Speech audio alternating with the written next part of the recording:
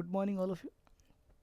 इस वीडियो में अपन बात करने वाले हैं हाउ टू ऑर्गेनिज्म रिप्रोड्यूस के एक्सरसाइज के क्वेश्चन के बारे में बात करेंगे। शुरू करते हैं बिना कोई टाइम वेस्ट किए। हमारे पास सबसे पहला क्वेश्चन है, asexual reproduction take place through budding in, यानी कि ये क्वेश्चन हमसे पूछ रहा है कि बडिंग के द्वारा असेक्सुअल रिप्रोडक्शन कौन से ऑर्गेनिज्म होता है।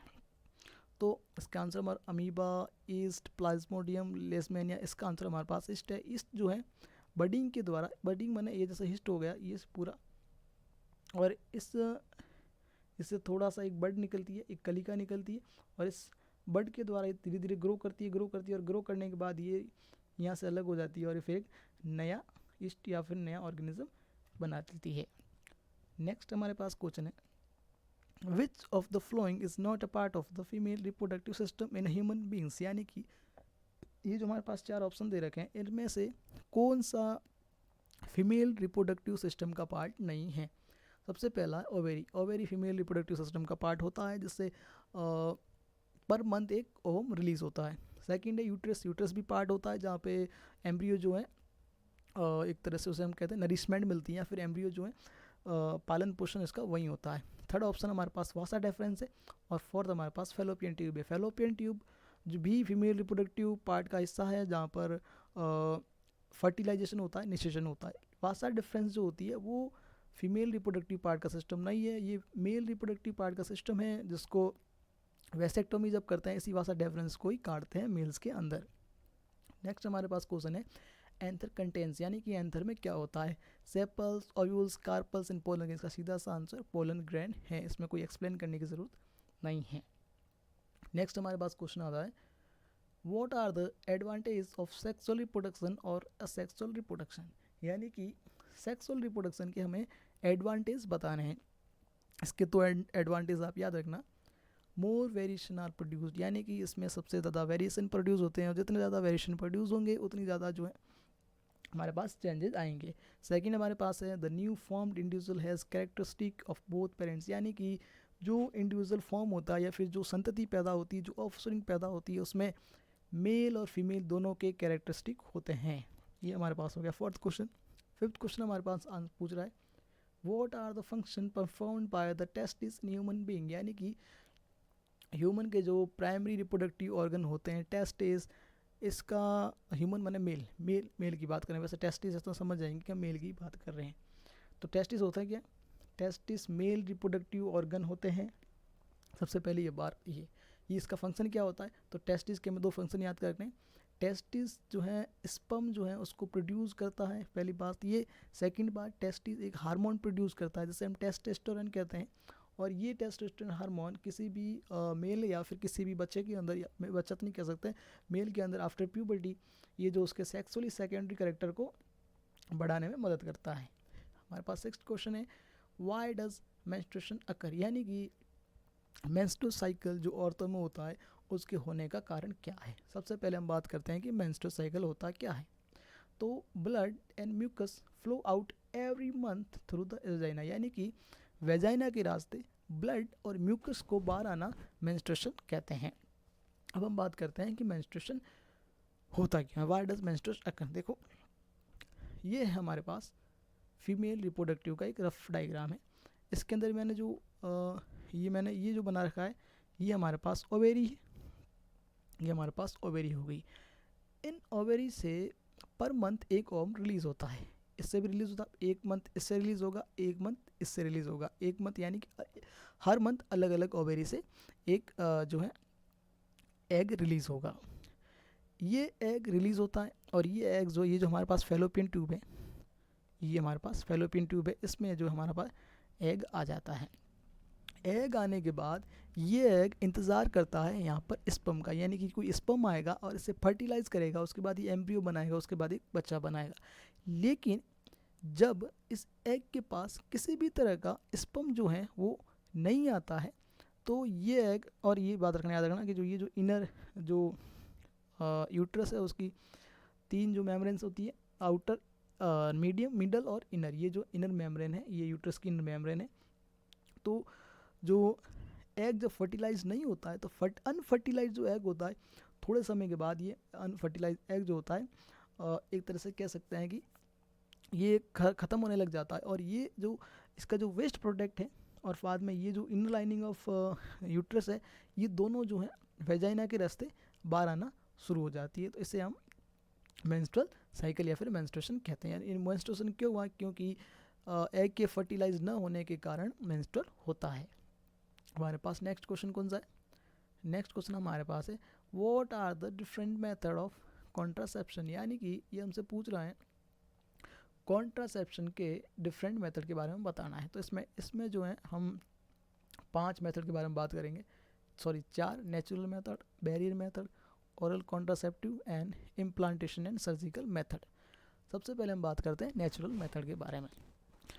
तो नेचुरल मेथड क्या किस थ्योरी पर काम करते हैं? Avoiding the chance of meeting of sperm and ovum, यानी कि ये स्पर्म और ओवम के मिलने के चांस को कम करते हैं।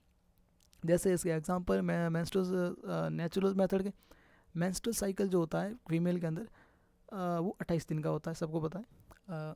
इस 28 दिन के बीच में 10 से 17 दिन जो होता है वो उस दिन में जो एग जो होता है एग के फेलोपियन ट्यूब में होने की संभावना ज़्यादा रहती है।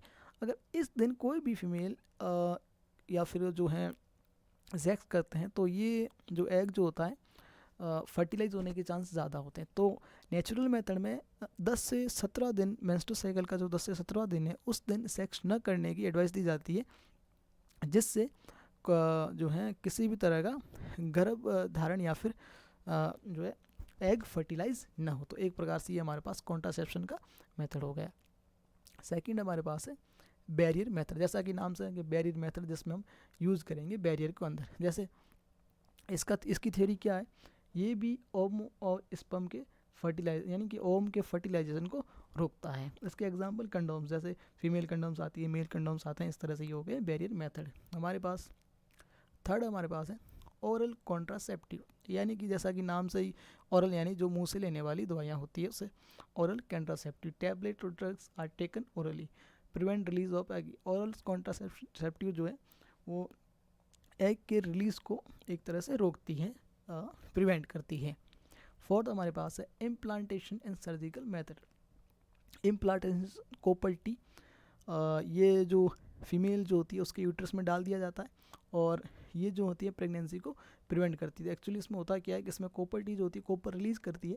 कॉपर रिलीज़ करने के बाद जो स्पर्म जो होते हैं कॉपर के जो इफ़ेक्ट होता है, कॉपर के इफेक्ट के कारण स्पर्म की जो मोर्टेलिटी होती है वो कम हो जाती है और ये जो होते हैं एग को फर्टिलाइज नहीं कर पाते हैं और इस तरह से प्रेगनेंसी प्रिवेंट होती है।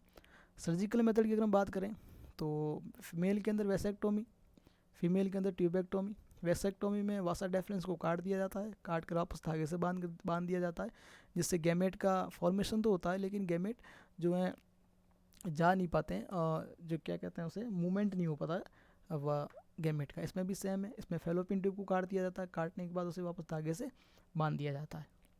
नेक्स्ट क्वेश्चन हमारे पास है, इसको थोड़ा जूम कर लेते हैं, थोड़ा ज़्यादा हो गया, नहीं सही सही सही सही। हमारे पास क्वेश्चन है थोड़ा सा कम,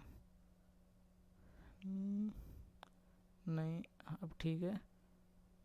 हमारे पास क्वेश्चन आ रहा है what are the modes for reproduction different in unicellular and how are the modes for reproduction different in unicellular and multicellular organism। यानी कि ये कह रहा है कि यूनिसेलुलर ऑर्गेनिज्म और मल्टीसेलुलर ऑर्गेनिज्म में रिप्रोडक्शन के तरीके किस तरह से अलग अलग हो सकते हैं वो बताइए। सबसे पहले हम बात करते हैं यूनिसेलुलर ऑर्गेनिज्म, यानी कि जो ऑर्गेनिज्म एक सेल से बना हुआ है। इनके अंदर रिप्रोडक्शन के अंदर पूरी सेल डिवाइड होती है, जैसे इसमें फ्यूजन हो सकता है, फ्यूजन के द्वारा सेल डिवाइड होकर 2 सेल बनाती है। मल्टीपल फ्यूजन के द्वारा एक सेल कई सारी डॉटर सेल में साइमल्टेनियसली डिवाइड होती है और बर्डिंग होता है जैसे कि इसमें होता है। मल्टी सेलुलर ऑर्गेनिज्म अगर बात करें तो इनके अंदर जो है स्पेशलाइज्ड ऑर्गन्स होते हैं, रिप्रोडक्टिव ऑर्गन होते हैं, जिनके द्वारा गैमेट का फॉर्मेशन होता है और फिर गैमेट का जो है जो है आपस में फ्यूज़ करते हैं, फ्यूज़ करने से फर्टिलाइजेशन और उसके बाद में एम्ब्रियो बनता है और फिर जो है बच्चा बनता है। और ये जैसे ह्यूमन में यही प्रोसेस होता है, ऑर्गन होते हैं, जैसे मेल रिप्रोडक्टिव ऑर्गन है, फीमेल रिप्रोडक्टिव ऑर्गन। प्लांट के अंदर भी ऐसा ही होता है, प्लांट के अंदर एंथर है ओवेरी हैं, इस तरह से ही होता है मल्टी सेलुलर ऑर्गेनिज्म के अंदर। अदर मेथड की अगर हम बात करें तो वेजिटेटिव प्रोपोगेशन और स्पोर फॉर्मेशन, ये दोनों मेथड भी मल्टी सेलुलर ऑर्गेनिज्म में काम आते हैं और ये दोनों मोस्टली जो है प्लांट स्पीसीज है उसके अंदर देखे जाते हैं। पास क्वेश्चन है what could be the reason for adopting contraceptive method, यानी कि कॉन्ट्रासेप्टिव मेथड के यूज़ करने का रीज़न क्या हो सकता है। सबसे पहला रीज़न है टू प्रिवेंट अनवांटेड प्रेगनेंसी, यानी कि अगर कोई भी कपल अपने बच्चों के बीच में गैप रखना चाहता है तो उस गैप के दौरान वो नहीं चाहता कि कोई बच्चा हो, तो यानी कि जो प्रेगनेंसी वो नहीं चाहते अनवांटेड प्रेगनेंसी को रोकने के लिए, प्रिवेंट करने के लिए ये यूज किया जाता है।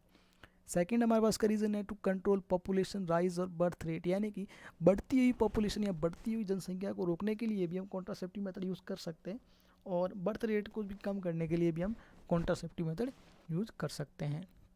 थर्ड हमारे पास रीज़न है to prevent the transfer of sexual transmitted disease, यानी कि सेक्सुअली ट्रांसमिटेड डिजीज़ एसटीडी को रोकने के लिए भी हम यूज़ करते हैं। जैसे जैसे कि जो कंडोम्स जो होते हैं वो ह्यूमंस पे होने वाले एड्स को रोकते हैं। तो हमारे इस तरह से हमारे पास 3 रीज़न हो गए और हाउ डू ऑर्गेनिज्म रिप्रोड्यूस के सारे क्वेश्चन हमने कर लिए हैं। ये वीडियो आपको ठीक लगा और अगर समझ आया है तो लाइक करें और अगर इसी तरह के वीडियो और देखना चाहते हैं जो एक्सरसाइज सॉल्यूशन के, तो आप कमेंट ज़रूर करें कि आपको अगला चैप्टर कौन सा देखना है और चैनल को सब्सक्राइब ज़रूर करें, लाइक करें, शेयर करें। Thank you.